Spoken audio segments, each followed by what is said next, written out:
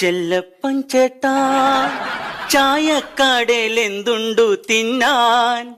ഉച്ചക്കത്തെ ചോറും ചാറും ഉരുട്ടി പൊരിച്ചോരു കിടിലൻ ബോണ്ട തരാ.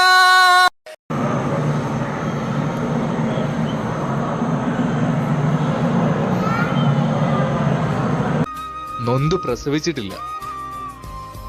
ഇനി എത്രയൊക്കെ പറഞ്ഞാലും പുറമേ പരുക്കനാണെങ്കിലും കടലോളം സ്നേഹമാണ് ആ നെഞ്ചിൽ.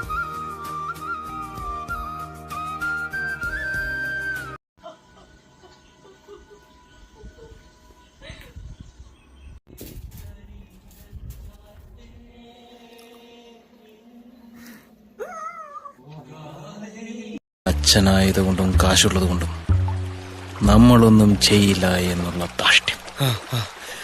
ഇതുപോലെ എന്റെ വീട്ടിലുണ്ട്. നിന്നെ 10 വയസ്സ് വരെയല്ലേ തല്ലിയുള്ളൂ, എന്നെ ഇന്നലെയും തല്ലി.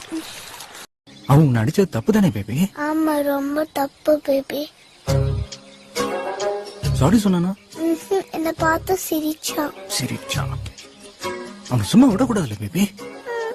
ഓ കുട്ടിമിശ വരച്ചാൽ കുറുമ്പെടുത്തിരുന്നാൽ ഡാഡി എന്നെ വിളിക്കും റൗഡി.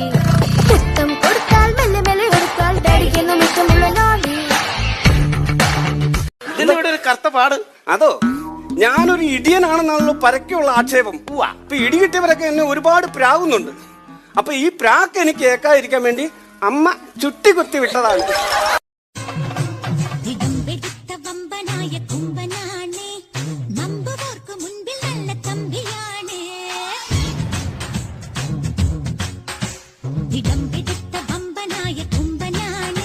ഞാൻ എന്താ അടങ്ങി നിക്കണേന്നറിയോ?